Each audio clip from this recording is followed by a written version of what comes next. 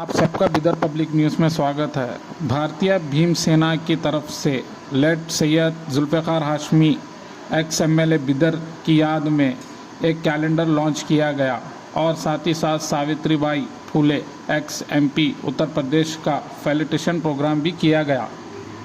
Video को आखिर तक देखिए।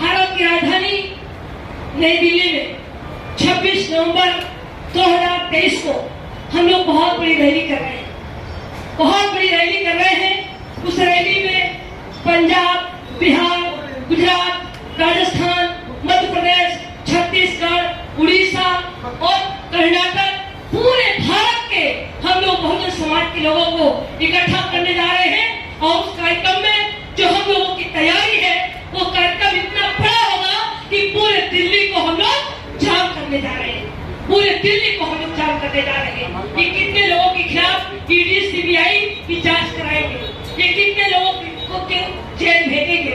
हम लोग तैयार हैं।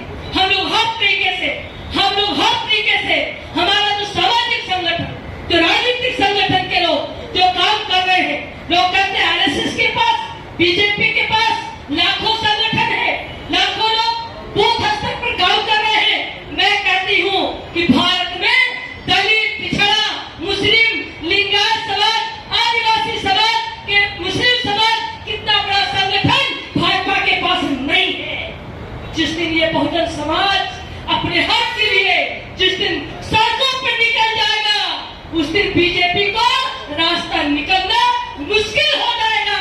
इसके लिए हम लोग तैयारी कर रहे हैं। इसके लिए दिल्ली में 26 नवंबर 2023 में रामलीला ग्राउंड हम लोगों ने तय किया है। हम लोग वहां पर कार्यक्रम करेंगे और आप लोगों से अपील करेंगे कि बड़ी वफादारी, बड़ी ईमानदारी, बड़ी लगन और त्याग के साथ संविधान को बचाने के लिए निजी स्वार्थ को छोड़ करके, निजी लालच को छोड़ करके आप सब लोग एकजुट होकर के आप दिल्ली के लिए आप लोग आइए। दिल्ली से ही पूरे भारत में संदेश जाएगा।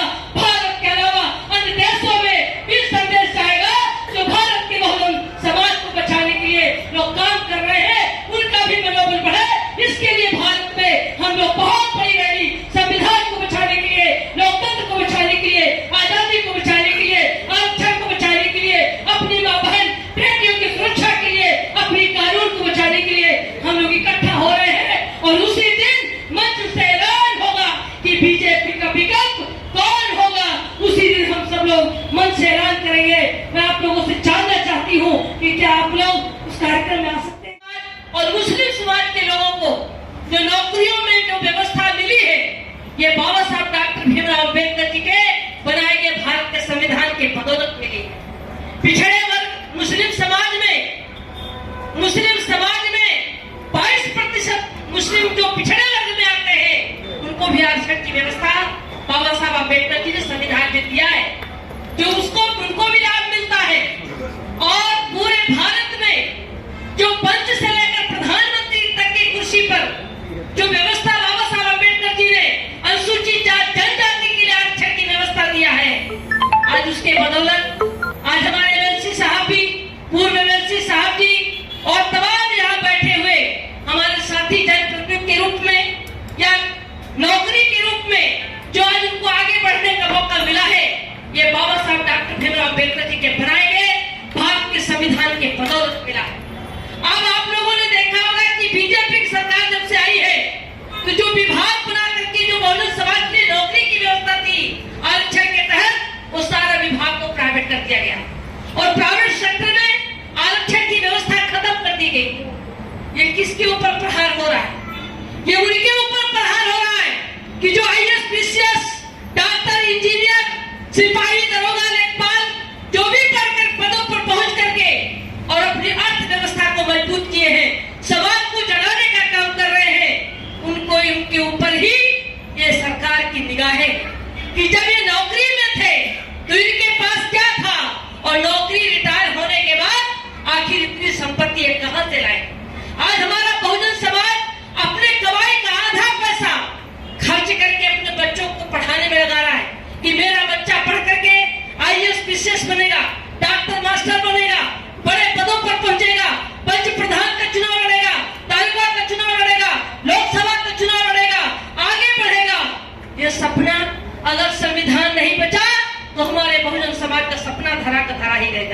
ये हमारे बहुजन समाज के लिए अभी आप लोगों ने सुना होगा कि इसी कोरोना काल में पिछड़ी जाति के आरक्षण के लिए सुप्रीम कोर्ट ने निर्देश आदेशित कर दिया कि पिछड़ी जाति के आरक्षण का कोई मौलिक अधिकार नहीं है। आप लोगों ने सुना होगा। और जब सुप्रीम कोर्ट ने पिछड़ी जाति के आरक्षण को जब समाप्त कर दिया तो उसी आधार पर ये आरएसएस के लोगों ने अपने बहुजन की आजादी खत्म करना चाहती है।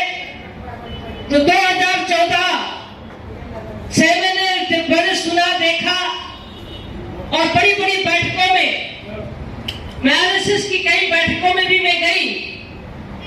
एक बैठक में मोहन भागवत जी आए थे दिल्ली के विज्ञान भवन में। उस बैठक में यह कहा गया कि भारत के संविधान आरक्षण को तो हम ऐसा समाप्त करेंगे कि रहना ना रहना बराबर होगा। और उस बैठक से जब मैं वापस आई तो मैं अपने गुरु अक्षयनाथ कनौजिया जी को बताया कि आज बैठक में यह तय हुआ है। वहां पर आपस में चर्चा हो रही थी तो हमारे गुरु अक्षयनाथ कनौजिया जी ने कहा कि अब अपने को यह मानकर चलो कि मैं बीजेपी की सांसद नहीं और इस बात को सदन से लेकर के सड़क तक बहुजन समाज के लोगों को आगाह करने की जरूरत है। साथियों, आप लोगों ने देखा होगा कि लोकसभा की सदन से लेकर सड़क तक संविधान को बचाने के लिए, लोकतंत्र को बचाने के लिए, आरक्षण को बचाने के लिए मैंने निरंतर आवाज को उठाया है। निरंतर मैंने आवाज को बुलंद किया है। और जब मेरी आवाज को अनसुनी की गई, हमारी बातों को अनसुनी की गई तो मैंने बीजेपी को भी लात मार दिया और मैंने अपना सांसद पद भी छोड़ करके सदन से लेकर सड़क तक भारत के बहुजन समाज के लोगों को मैं जगाने का काम कर रही हूँ। जागो साथी, अगर भारत का संविधान हमारा सुरक्षित नहीं रहा, कानून सुरक्षित नहीं रहा, आरक्षण सुरक्षित नहीं रहा तो क्या हमारा ये समाज सुरक्षित रहेगा? आज जो भी कुछ हमारे बहुजन समाज के लोगों को नौकरी का अधिकार मिला, बाबा साहब डॉक्टर भीमराव अंबेडकर जी तमाम विभाग बनाकर नौकरी की व्यवस्था की है और उस नौकरी में आरक्षण की व्यवस्था की है। संविधान को बचाने के लिए जब मैंने बीजेपी को छोड़ा और संसद को छोड़ करके जब मैदान जंग का मैंने ऐलान किया, मैंने आंदोलन की शुरुआत किया, इन बीजेपी के लोगों ने मेरे खिलाफ मुकदमे लिखाए, हमारा बुद्ध विहार को करवाया। 10 बीघे में मैंने बुद्ध विहार बनवाया था और बुद्ध विहार को बुलडोजर से लगा करके गिरवा दिया गया, बुद्ध विहार को ध्वस्त करा दिया गया। और यही नहीं, पेट्रोल पंप बना हुआ था, पेट्रोल पंप इन लोगों ने कैंसिल करा दिया। 3 गैस एजेंसी इन लोगों ने कैंसिल करा दी। और साथियों, मेरे खिलाफ आज जिस तरीके से बीजेपी की साजिश है, इस बीजेपी की साजिश की संविधान को लेकर, बीजेपी का विकल्प को लेकर जो लोग आंदोलन कर रहे हैं, जो लोग आवाज उठा रहे हैं, उनको किसी न किसी तरीके से साजिश करके उनको जेल के सलाखों के पीछे डालो, उनको ईडी सीबीआई जांच कराओ। इस तरीके से साजिश करके मेरे खिलाफ मुकदमा दर्ज करा करके फर्जी मुकदमे दर्ज करा दिए गए और 1 साल की मुझे एक केस में 1 साल की मुझे सजा कर दिया गया। राम मंदिर से हमारे लोगों को चुनाव लड़ने का अधिकार मिला है? क्या राम मंदिर से हमारे लोगों को बराबर का अधिकार मिला है? और यदि नहीं तो हमको मंदिर नहीं, हमको भारत का संविधान चाहिए, हमको नौकरी चाहिए, हमको रोजगार चाहिए, हमको आजादी चाहिए, हमको हक चाहिए, हमें हक की राय लेना है, हमें कानून की राय लेनी है, हमको आजादी की राय लेना है। हम हिंदू और मुस्लिम का राय नहीं लेना है। हम हिंदू मुस्लिम एक होकर के जो हम जब तक एक थे तो हम इस देश में हुकूमत करते थे तो आरएसएस को से दूर थी। आज हम अलग अलग हो गए हैं, दलित कृष्णा मुस्लिम समाज आज हम अलग अलग हो गए हैं, जिसके नाते आज आरएसएस हमारे इस देश में राज कर रहा है। साथियों, 5000 साल पहले से हमारे देश में आकर के हमारे बहुजन समाज के लोगों को ये गुलाम बनाने का काम किया है। ये 5000 साल पहले जो आरएसएस के लोग बाहर से आकर के हमको गुलाम बनाने की ये तैयारी कर रहे हैं, आज पूरी तरीके से उनके बहकाने में जाने का काम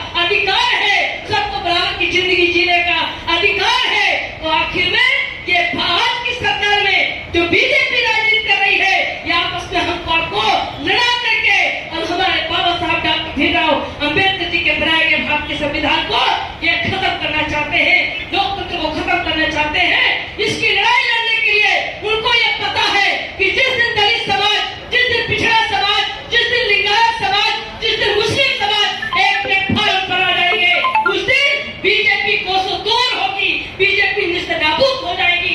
इसलिए पूरे उत्तर प्रदेश में, देश भर में पिछड़ी जाति के आरक्षण को लेकर के लोग बड़े बड़े कार्यक्रम कर रहे हैं। आरक्षण को बचाने के लिए, आरक्षण को लागू कराने के लिए मांग कर रहे हैं। उसी बीच में पिछड़ी जातियों के साथ में अनुसूचित जाति के लोग बड़े पैमाने पर सुसंदोलन के साथ में थे। एक साजिश करके आपस में लड़ाने का काम बीजेपी ने किया कि जो पिछड़ी जाति के लोग थे, पिछड़ी जाति के लोगों को, 17 जातियों को अनुसूचित देने के लिए आप सब लोग आए। साथियों, आज आप सभी लोग TV, radio, paper, social media के माध्यम से निभा सकते हैं, समझ सकते हैं, संविधान को समझ भी रहे हैं, हमसे ज्यादा काम भी कर रहे होंगे, क्योंकि मैं तो बच्चे हूँ, मैं तो आपकी बच्ची हूँ। जितना मुझसे हो सकता है, जब से मैंने होश संभाला है, मैं 3 बार जिला पंचायत सदस्य भी रही, मैं विधायक भी रही, मैं सांसद भी रही। जितना मुझसे हो सका है, मैं जितना मुझसे बन पा रहा है, मैं हर तरीके से संघर्ष कर रही हूँ, लड़ाई लड़ रही हूँ, आंदोलन कर रही हूँ। और मैं अपेक्षा करूंगी कि आप सब लोग मिल करके इस आंदोलन में आप हमारा साथ दें, हमारा सहयोग करें। ये अपेक्षा करके मैं आई हूँ। बहुत अपेक्षा आप लोगों से मुझे है। और माननीय कमलेश साहब जी का मैं जिम्मेदारी के साथ मैं कहना चाहती हूँ कि आप कई प्रदेश की भी जिम्मेदारी आप संभालेंगे। बहुजन की आजादी को बचाने के लिए मैं अपने जीवन को भी न्यौछावर करने के लिए तैयार हूँ। अगर समाज के लिए अगर ये लड़ाई नहीं लड़ी तो हमारा संविधान खत्म हुआ, तो हमारा बहुजन समाज एक गुलाम हो जाएगा। इस गुलामी से बचने के लिए मैं संघर्ष कर रही हूँ। साथियों, मैं आपका साथ मांगने के लिए आई, मैं आपका समर्थन मांगने के लिए आई। आप मुझे साथ दीजिए। उस समय डॉक्टर भीमराव अम्बेडकर जी जब लड़ाई लड़ रहे थे, उस समय भी बहुत तमाम दिक्कतों का सामना उनको करना पड़ता था, लेकिन किसी परवाह न किए बगैर भारत के करोड़ों बहुजन समाज के लिए उन्होंने जंग लड़ करके संविधान में आपको कानून दे करके आपके आजादी दिलाने का काम किया।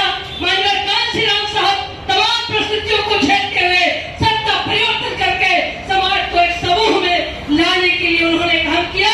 आज उनके न रहने के बाद, कांशीराम साहब के न रहने के बाद उनका चेहरा तो नहीं हो सकते, लेकिन कांशीराम का जो राह है, जो रास्ता है, जो उन्होंने बनाया है, उस राह और रास्ता पर चल करके देश में संविधान को बचाने के लिए बीजेपी का विकल्प के रूप में हम लोग आ रहे हैं।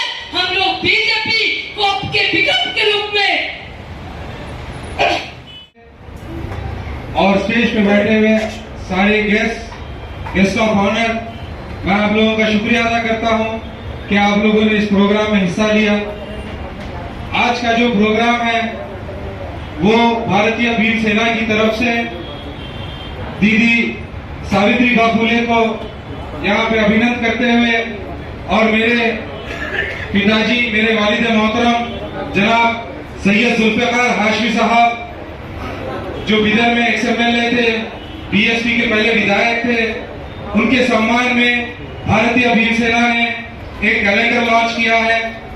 उस प्रोग्राम को मद्देनजर रखते हुए आज आप लोग यहाँ पे सब आए। मैं आप लोगों का सबका शुक्रिया अदा करता हूँ। मैं आप लोगों से इतनी बात कहना चाहता हूँ कि मेरे पिताजी वालिद मोहतरम जनाब सैयद जुल्फिकार हाशमी जब बिदर में पहली बार MLA बने थे तो हम बहुत छोटे थे। तो जब बैंगलोर में पहली बार काशीराम साहब आए थे तो मैं और मेरा छोटा भाई, शायद मेरी उम्र 10 साल थी और मेरे छोटे भाई की 8 साल थी। तो जब हम हमारे पिताजी को पूछे कि ये जो शख्सियत आई थी ये कौन थे जिनको आप इतनी इज्जत दे रहे थे, क्योंकि मैं जहां तक अपने पिताजी को जानता हूं वो बहुत कम लोगों की इज्जत करते थे, बहुत ही कम लोगों की इज्जत करते थे। तो जब मैं उनको पूछा ये कौन सी शख्सियत थी जिनको आप अपनी चेयर देके बाजू में बैठ गए थे, तो उन्होंने हमको बताया था ये एक महापुरुष है। तो शायद जब हम उनको नहीं समझ पाए, जब बड़े हुए, जब मालूम हुआ कि काशीराम साहब कौन थे, तो हमारे निगाहों में उनकी इज्जत और भी बढ़ी।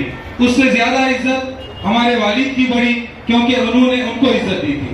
तो आज आप लोग यहाँ पे जो सब जमा हुए हैं, उनको मैं अपनी तरफ से ये मैसेज देना चाहता हूँ कि आपके सामने और एक इज्जतदार शख्सियत बैठी है, आप उनकी इज्जत बरकरार रखें। वो आज आप लोगों के सामने एक मैसेज के साथ आई है। उन्होंने मेंबर ऑफ पार्लियामेंट सीट को दिया, ठुकरा दिया, कुर्बान कर दिया है। किसके लिए? अपने लिए नहीं, आप लोगों के लिए। आज की जो राजनीति है, कोई मेंबर ऑफ पार्लियामेंट बनना चाहता है, तो कोई मेंबर ऑफ लेजिस्लेटिव असेंबली बनना चाहता है। उसके लिए यहाँ पे बैठे हुए सारे लोग, उनमें से मैं भी हूँ, एक जिद्दोजहद करते हैं, एक कोशिश करते हैं, मगर वो सीट पाने के बाद भी जिन्होंने कुर्बान आप लोगों के लिए किया है, आप लोग उनकी इज्जत करना है। जब भी ವಾಕ್ಯ ಏನಿದೆ ನಮ್ಗೆ ಸಂದೇಶ ಕೊಡ್ತಾರೆ ಅಂತ ಕೇಳಬೇಕಾಗಿದೆ. ಈಗಾಗಲೇ ಕಮಲವರು ಮಾರ್ಮಿಕವಾಗಿ ತಮ್ಮ ವ್ಯೂ ಏನನ್ನು ಒಪ್ಪಿದ್ದಾರೆ. ಆ ವ್ಯೂ ಅನ್ನ ನಾವು ಅರ್ಥ ಮಾಡಿಕೊಂಡು ಯಾವ ದಿಕ್ಕಿನಲ್ಲಿ ನಡೀಬೇಕು, ಈ ಸಂವಿಧಾನ ಉಳಿಸಲಿಕ್ಕೆ ನಾವು ಏನ್ ಮಾಡಬೇಕು ಅನ್ನೋ ದೃಷ್ಟಿಯಿಂದ ಅವರು ಮಾರ್ಗ ತೋರಿಸಿದ್ದಾರೆ. ಅವರು ಓಪನ್ ಆಗಿ ತೋರಿಸಿಲ್ಲ. ಯಾಕಂದ್ರೆ ಬರುವ ನವೆಂಬರ್ 26 ಅವರು ನವದೆಹಲಿಯಲ್ಲಿ ಪ್ರಚಾರ ಅನ್ನು ಬಹಿರಂಗ ಪಡಿಸ್ತಾ ಇದ್ದಾರೆ. ಅಲ್ಲಿನವರೆಗೆ ನಾವು ಒಳಗೆ ನಮ್ಮ ಮನಸ್ಸಿನಲ್ಲಿ ನಮ್ಮ ಪರಿವರ್ತನೆ ಮಾಡ್ಕೊಳ್ಳಿ ಅನ್ನೋ ದೃಷ್ಟಿಯಿಂದ ಅವರು ನಮ್ಗೆ ಕರೆ ನೀಡಿದ್ದಾರೆ.